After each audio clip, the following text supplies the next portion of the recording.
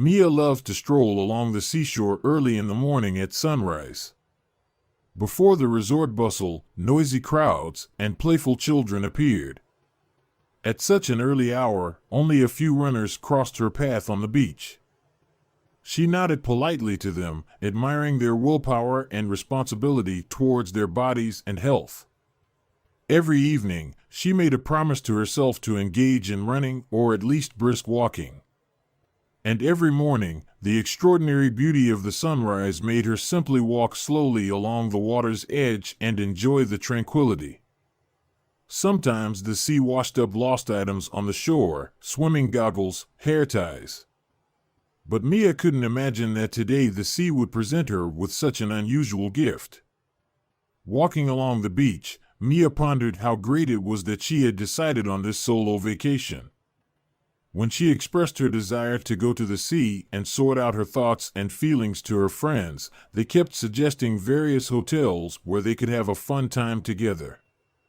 But Mia wanted to experience her separation from her loved one alone, understand her feelings, and make plans for her future without him. Who ends a gestalt like that? Kimmy, the most advanced in the field of esoterics and interpersonal relationships in their group, protested.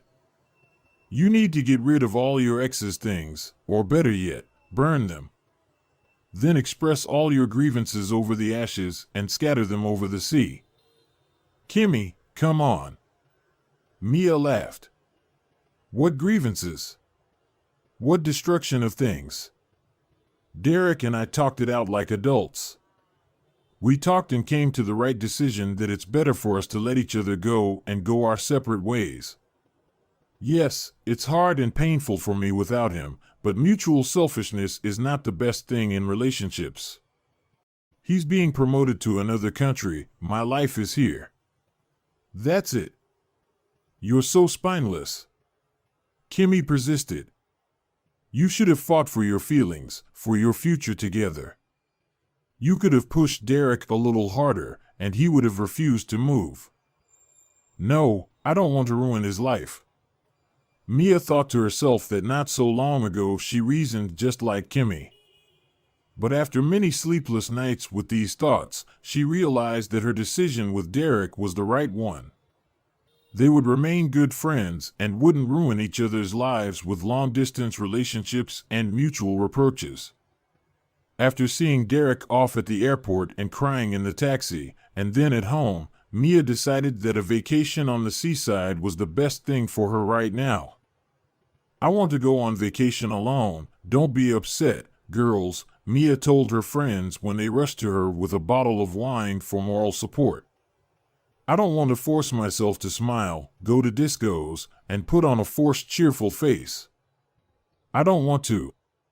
I'll find some hotel far from noisy places, spend 2 weeks in solitude. The friends didn't appreciate the suggestion, but promised to help with hotel searches and packing. And now, Mia is already on her 3rd day at the seaside, walking at sunrise along the gorgeous wild beach far from the noisy city. She hardly sees any neighbors at the hotel.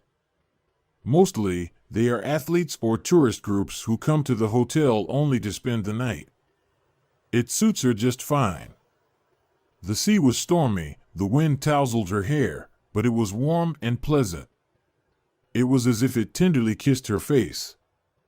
Waves splashed at her feet, tossing unusual shells and seaweed. Something bright in the snow-white foam of the waves caught Mia's eye. A bottle. A glass bottle from some children's drink with a bright yellow label. What a disgrace, the girl exclaimed. How can someone throw garbage into the sea? The beach may be wild, there may be no trash cans, but you can still take the bottle to the hotel and throw it away there. She approached closer, a large wave covered her feet, almost carrying her sandals into the sea. Picking up the bottle, Mia was surprised. Inside lay a white sheet, rolled up like a scroll, the cap tightly closed. How interesting, the girl thought. Just like in TV shows and movies, a message from a shipwrecked person. She opened the bottle, unfurled the sheet, and began to read the message written in a child's clumsy handwriting. "Dear stranger, help me. My dad took me away. I'm in the city right now." Some of the letters were blurred. "I didn't want to leave home without mommy. Dad and grandma took me. They don't tell me where my mommy is. Please, help. Help. Help. Abby." "What is this?" Mia exclaimed aloud. "Is it a child's prank or indeed a serious crime?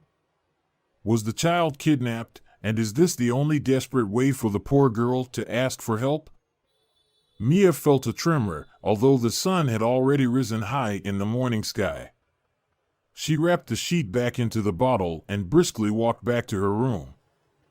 Rereading the letter for the 10th time, Mia increasingly understood that it was not a joke. It wasn't a prank by a child. But what could she do? How could she help the girl Abby, whom she had yet to find? Well, suppose the city where Abby threw the bottle could be easily identified. It was enough to open the map and look among the coastal cities. The girl probably didn't live far from the sea. Most likely, this city was nearby. Finding the street wouldn't be difficult either, but then what? Neither the girl's last name nor even her father and grandmother's names were mentioned in the letter. Maybe start working in reverse and try to find Abby's mother? Mia remembered Chuck, her classmate and good friend. He works in the police. She could turn to him for information about the missing girl. Surely Abby's mother reported the child's abduction to the police right away. The girl grabbed her phone and was about to dial Chuck's number when she realized it was still early in the morning. Impatience didn't let her rest, but Mia decided to wait with the call at least until 9 o'clock. "Good morning," a brisk female voice brought Mia out of her reverie. "It's good that someone's here without a huge backpack behind."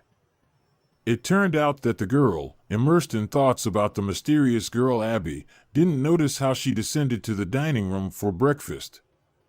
Usually, she sat at a table by the window to watch groups of tourists, athletes with their equipment, and mostly elderly couples. No one joined her.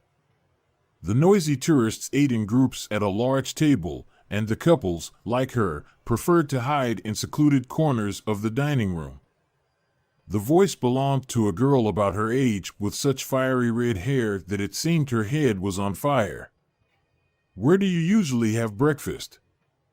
"I'll sit with you." Mia didn't have time to come to her senses before the red-haired girl sat down at her table. "My name is Katniss, and you? Tell me, is it really boring here? My husband sent me on vacation. He couldn't come himself. So, he found me the most boring place on earth. And I suspect it's deliberately so that I don't get up to any indecent activities." She burst into loud laughter. "I really like it here. On the contrary, I wanted to rest in such a quiet place." "My name is Mia." The girl decided to give red-haired Katniss a chance for friendship. She seemed to embody positivity, and Mia needed to distract herself from her thoughts a bit. "The coast is huge. Look for a more suitable hotel if you're bored here." She decided to keep the conversation going. "But my husband has already paid for a week's stay here." Katniss laughed again. "I'm telling you, he's a cunning bug. We wanted to go on a trip. It's our wedding anniversary, but he's always so busy at work. He's such a hard worker, a lead engineer. I'm so proud of him." After these words, Katniss' gaze filled with such love that Mia felt sympathy for this noisy girl. "Yes, that's right. Of course, I threw a tantrum at my husband." "How come?" "It's our celebration. I arranged my vacation at work 3 months ago. What do you suggest we do?" "Well, here, my husband sent me off for a week's rest. He also hopes he'll be able to break away to me for a couple of days. And then we'll definitely not stay here. We'll find the liveliest hotel by the sea with minibars and nightclubs." Katniss seemed so straightforward, saying what she thought, and clearly didn't want to offend anyone. Mia decided to ask her if she knew where the city mentioned in Abby's message was. Katniss, do you know these places well? Maybe you've heard of such a city? Mia cautiously tried to find out. A city? Katniss burst into laughter again. Only a resident of small villages can call it a city, and you, it seems, are not one of them. No, it's a small village. I passed it on the train. It's boring there. I saw the whole village while we stood at the station for 3 minutes, 3 streets, 2 stores, and that's it. Is it far from the sea? Mia felt an inexplicable joy, similar to when you solve a difficult problem, and suddenly the key to its solution begins to appear. About 10 miles, I think, Katniss pondered. At least, the sea was visible from the window quite soon. Why? Does some admirer of yours live there? Fiancé? Lover? Ah, that's why you're alone in such a secluded place. A secret romance? They needed to urgently halt Katniss's flight of fancy, or else she, an obvious lover of intrigue, would concoct heaven knows what. But discussing the message also seemed like not the best idea. Mia feared that Katniss would take it as a joke, and then her help would be of no use. But, on the other hand, the bored redhead might enthusiastically embrace the idea of searching for a girl in trouble. Oh wow! Show me!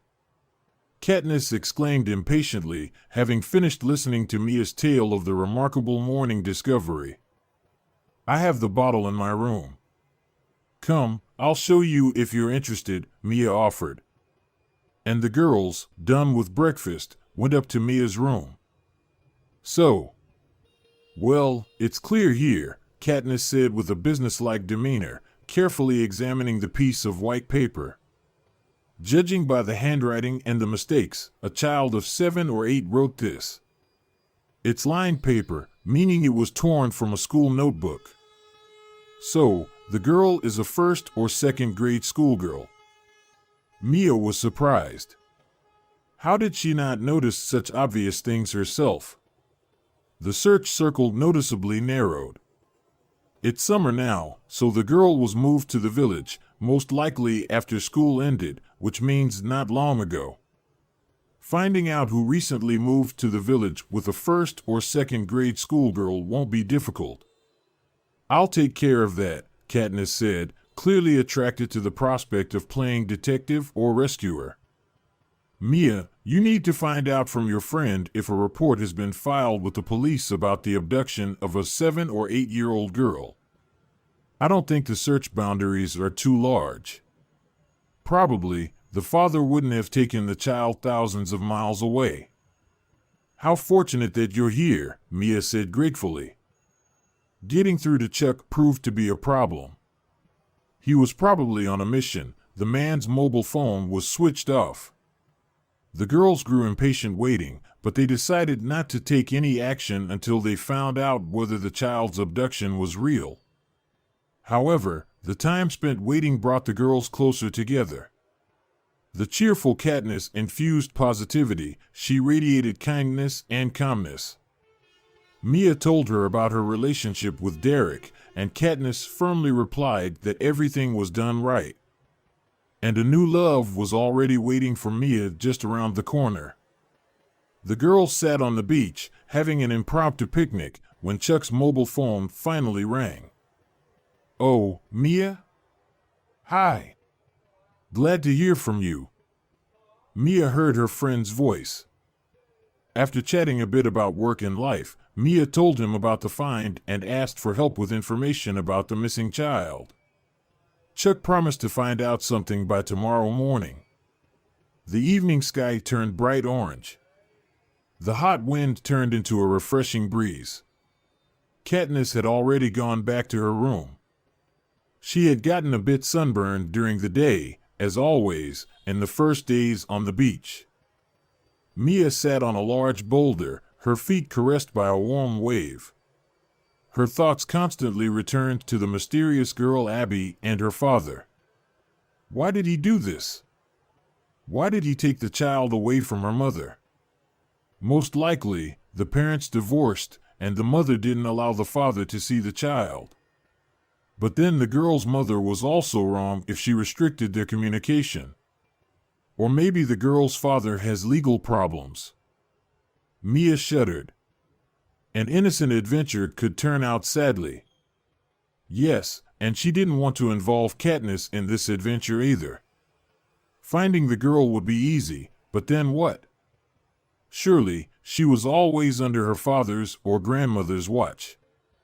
One could resort to trickery and pretend to be a neighbor or a vacationer looking for temporary accommodation. Mia decided to think about it tomorrow. Today, it was time to sleep. On vacation, she was used to going to bed early and getting up early. The morning turned out to be overcast. Clouds covered the sky. Mia slept until almost 8 in the morning.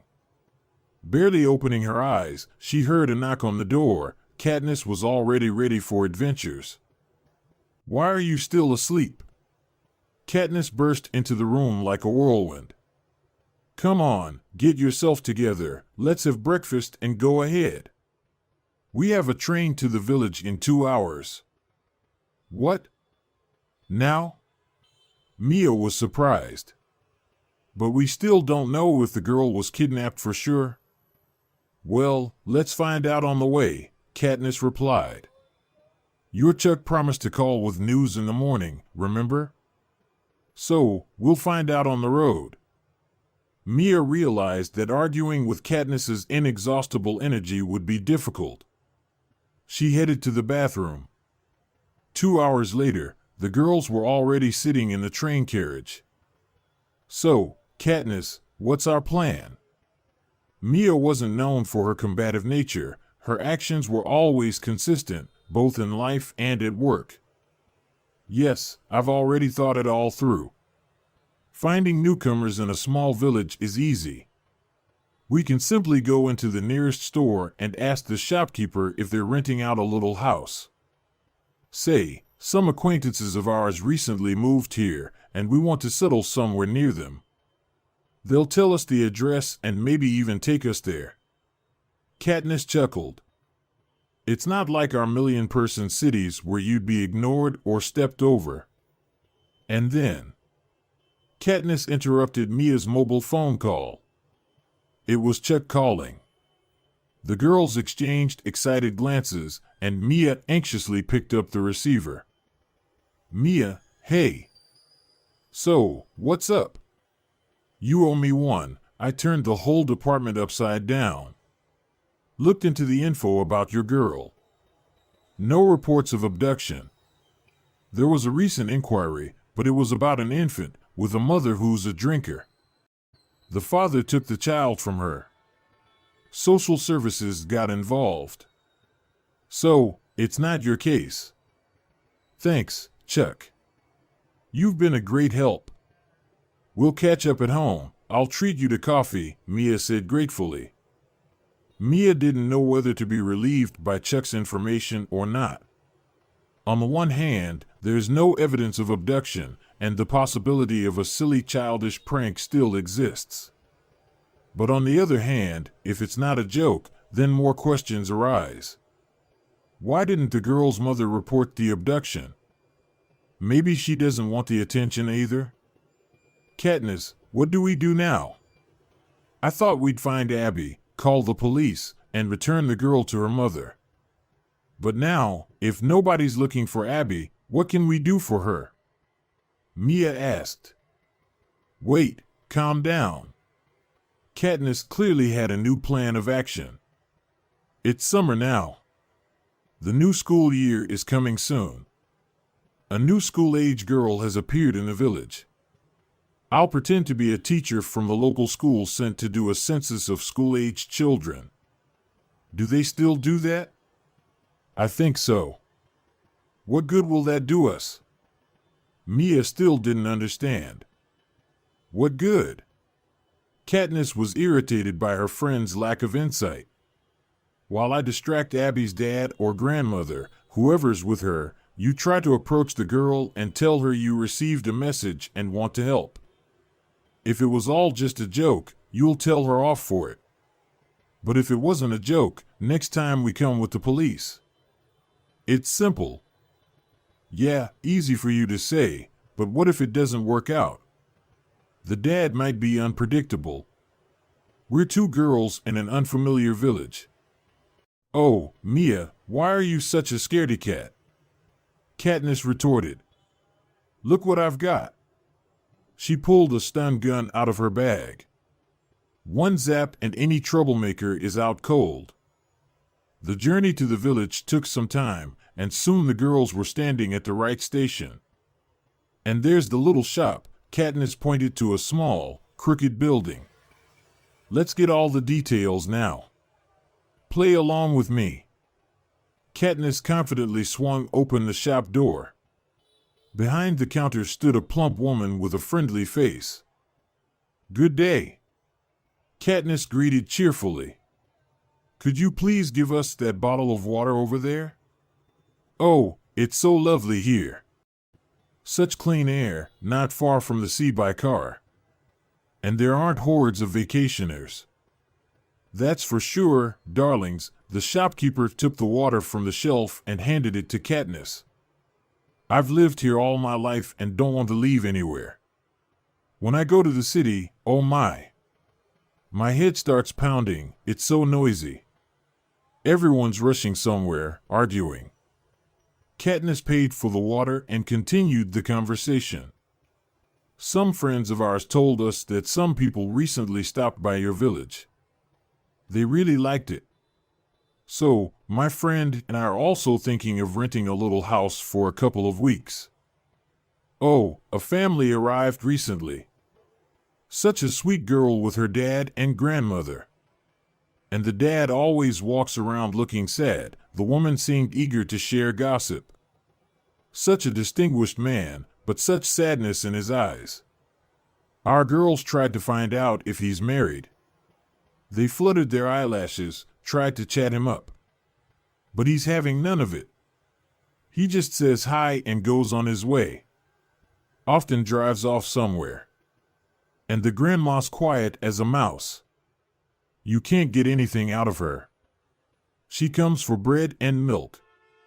The girl's always with her, sometimes plays with our kids. Shy little thing. And where are they renting the house? Isn't there a river nearby? Are there any mosquitoes? Katniss continued to feign interest in their vacation. Oh, what river? What mosquitoes? Their house is 50 meters from our station. The shopkeeper pointed with her hand to a small, neat house in the distance. But it's quiet there, don't you worry. Our trains don't run that often. Just need to warn the kids not to play on the tracks and to look both ways. Thank you, let's go, ask around. Katniss was already preparing to leave. Yes, why bother going around? You lovely girls, I'll find everything for you right away, the woman bustled, trying to find her phone. Mrs. Brown is renting out a splendid cottage. There are 2 rooms, facilities. Let me call her now. Where is it? Ah, here it is. The phone was found, and the girls realized they wouldn't get away that easily. Oh, thank you so much.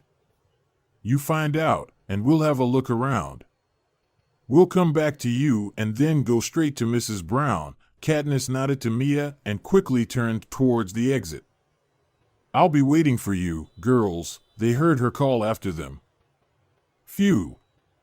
Barely got away. Katniss uncorked the bottle of water and took a few sips. I told you, these people will lead you right where you need to go. Are we sticking to the plan? About the teacher? Mia asked. No, Katniss replied. Did you hear? The girl sometimes hangs out with the local kids. We need to see if she's outside right now. Then we can approach her and talk. I think we'll recognize Abby among the local kids, especially since we know she's shy. Listen, this doesn't feel right. We look like creeps tracking kids. It's too much. Honestly, we might get into trouble. Mia hoped Katniss would understand that their behavior was illegal. Maybe you're right, Katniss agreed. I got carried away with this whole detective story. Let's go to the house. The girls approached the small house, covered in red tiles. It exuded coziness and coolness, sheltering from the summer heat. It's hard to believe something bad is happening here, Mia voiced her thoughts. I agree with you. Suddenly the gate of the house opened, revealing a child's head with braids. Katniss and Mia froze in surprise and couldn't take their eyes off the girl. Good day. Are you looking for my grandma? The girl asked shyly. Yes, Mia replied hesitantly. I'll call her. The head with braids disappeared behind the gate. Katniss, what do we do? I can't think of anything. Mia began to get nervous. Do we lie about being teachers? I'm really scared, like we're criminals. A tall woman around 50 appeared at the gate. Her appearance and proud gaze indicated that deceiving her would be difficult. Neat hair, impeccable manicure, elegant home dress. Everything suggested that the woman had recently moved to the village. I'm listening, the girl's grandmother said haughtily. I'm from our school, Katniss began. We need to know if your granddaughter will be attending school in the upcoming academic year? And could you please call her? We need to assess the child's level of preparation. What nonsense is this? What school? We're here for vacation. The child needs fresh air. Where are your documents? Why didn't you introduce yourselves when you started talking? The woman's gaze became stern and resolute. I've been a teacher for 30 years. You won't fool me. Who are you? The girls nervously glanced at each other, feeling uncomfortable under the stern gaze of the woman. I found. Mia started to speak, tired of this whole charade. Her speech was interrupted by the sound of an approaching car. The driver, a tall, dark-skinned man, got out and looked worriedly at the group near the gate. What's going on, Rebecca? He addressed the stern woman. Stan, call the police. These are fraudsters, she nodded towards the girls. Spouting nonsense about enrolling Abby in the local school, but they don't even look like teachers themselves. The man looked closely at Mia and Katniss. Indeed, what sad eyes he has. Like a deep sea, full of secrets, Mia thought. Enough, stop. Her words were not addressed to Katniss, but rather to herself. Yesterday morning, I found a bottle with a note inside. Here it is. Katniss handed the stranger a bottle with a white slip inside. He looked at Mia with incomprehension. Open it and read. It's from your daughter, Mia explained. The man slowly opened the bottle, took out the slip. After reading the message, he slowly raised his eyes. They were filled with sorrow. It seems Abby threw the bottle into the sea last week when we went out for therapy. Therapy? Katniss asked in surprise. Abby's mom, she passed away 6 months ago. Abby doesn't know yet. She's a fragile child. This news could disturb her psyche. Stan's voice was very quiet, but every word echoed with pain in Mia's chest. Abby's grandmother quickly looked around and hurried into the yard. Apparently, fearing that the girl might overhear the adults' conversation. But how can you lie to a child about her mother? Katniss protested. She thinks you forcefully took her away from her mom. The girl is waiting to see her. Yes, I understand. Everything happened very unexpectedly. Abby's mom got sick. We didn't think it was so serious. So we didn't tell the girl that her mom was sick. We thought Julie would recover soon and come home. But it turned out differently.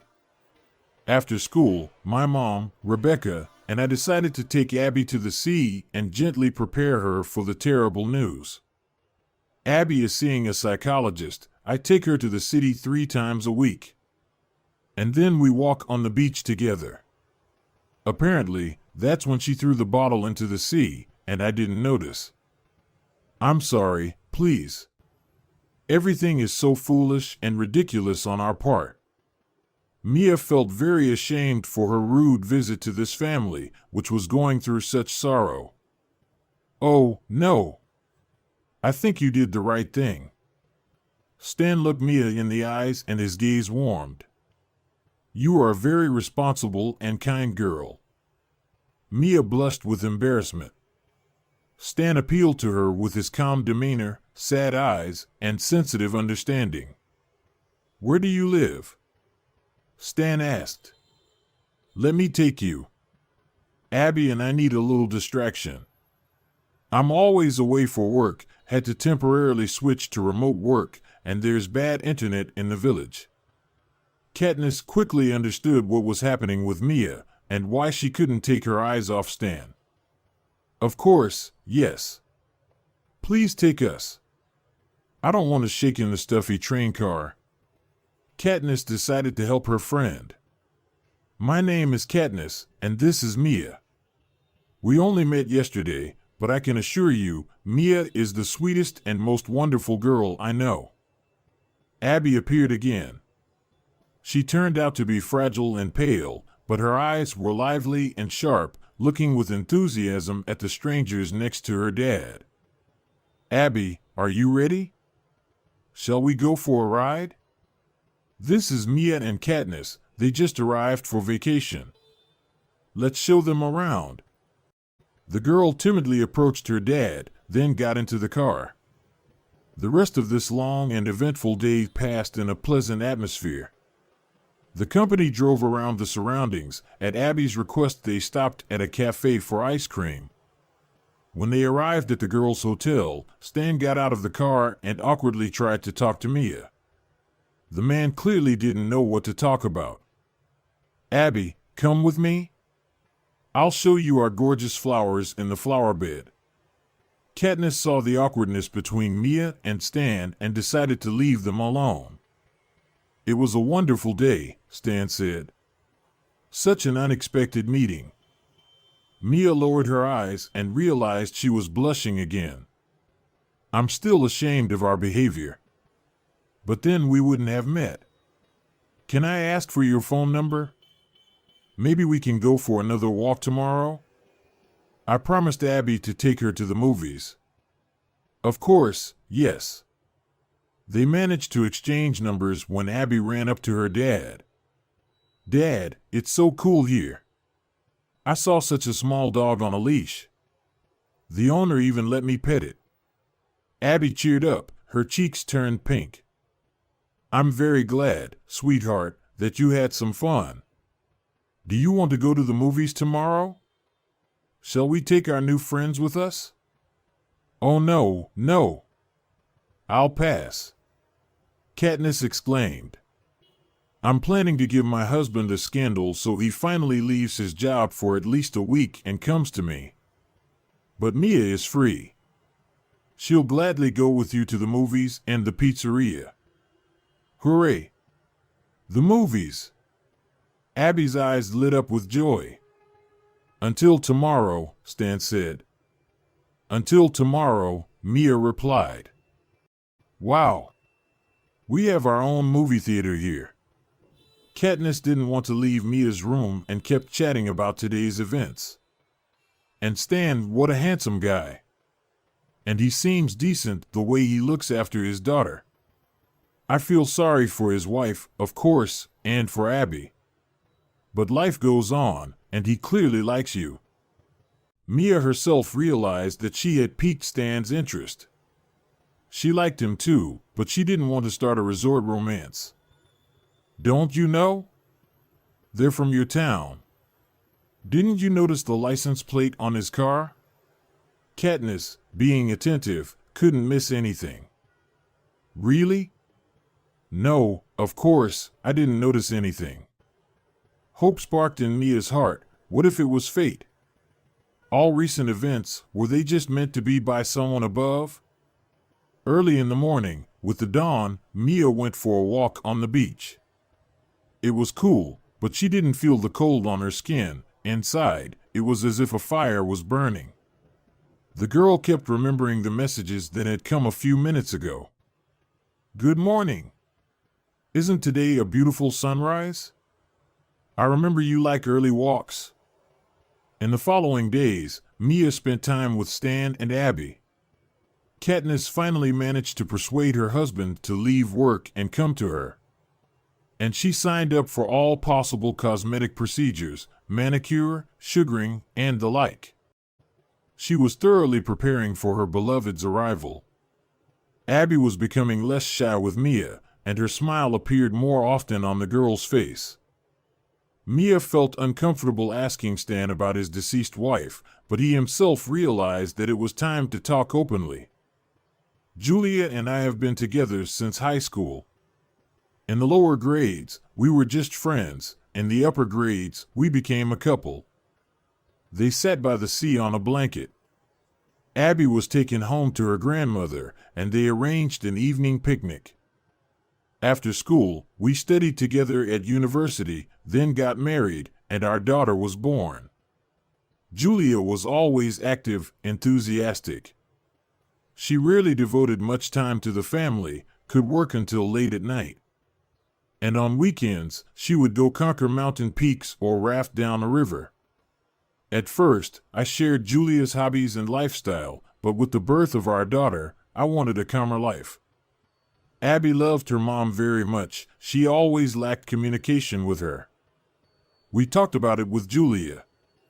We even came to the decision to part ways and live our own lives. Abby was supposed to stay with me. Once, as we were discussing our separation with Julia again, Abby overheard us and was deeply upset. She cried out, "I won't leave Mom." We decided to delay the divorce for a while. Julia went on another trip somewhere into the wilderness. She came back with a terrible cough. The group got lost, had to spend the night in tents in the pouring rain deep in the forest. There was no opportunity to warm up by the fire because of the incessant rain. At first, Julia didn't pay attention to the constant cough and weakness, refused to go to the doctor despite our urging. She was always very stubborn. And then Julia lost consciousness behind the wheel of the car, crashed into a pole. She wasn't seriously injured, but the stress caused by the accident aggravated her illness. Her heart couldn't take it, and a week later she was gone. Stan fell silent. Mia looked at him, waiting for him to continue. We didn't tell Abby. She saw Julia's painful condition, worried about her. When Julia had the accident, Abby was at her grandmother's. Since the accident wasn't serious, we decided not to tell our daughter until her mom was in the hospital. No one expected this outcome. Abby kept asking for her mom. We told her that her mom had gone on another long trip. We contacted a child psychologist. They advised us to take our daughter away from home, to nature, to the sea. And here we are.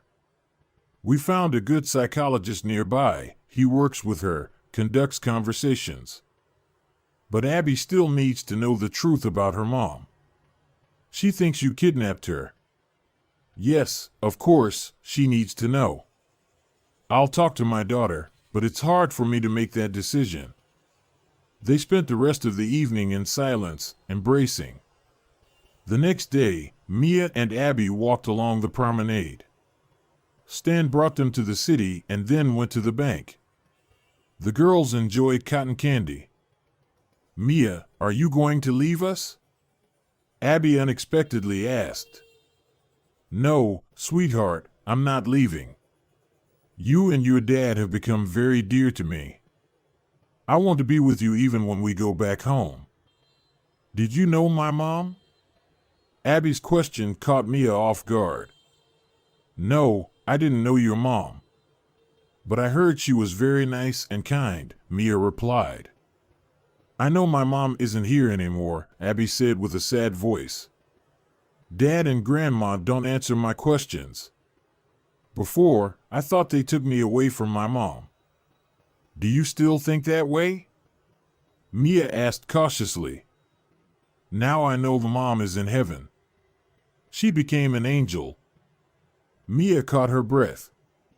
She didn't expect such a conversation, and she didn't want to tell the little girl about her mom's death. That was supposed to be done by Stan. Why did you decide that?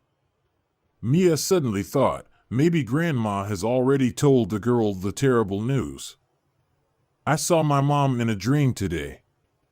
She told me she loves me very much, but she has to go.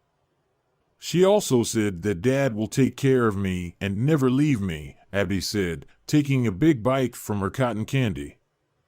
I also accidentally saw my note in your bag, the one I threw into the sea in a bottle. That means my mom sent you to me. Yeah, probably that's it, Mia said, embarrassed. But you should tell your dad about your dream. I'm sure he'll be very pleased to know that your mom trusts him and me. A year later, on the same coast where Mia found the message in a bottle, a happy couple walked at sunset. Ahead of them ran a girl with a kite. Dad! Mia! Hurry up! The sun is setting already, and my kite won't be visible, the girl shouted, turning around. Abby, don't rush. Can't you see Mia can't keep up with you? The man affectionately stroked the belly of the beautiful young woman walking hand in hand with him. Oh, I can't wait for my little brother to be born. It won't be boring with him. The beach was filled with the joyful laughter of adults and a child. Seagulls soared over the sea, and the sunset spread juicy colors along the horizon.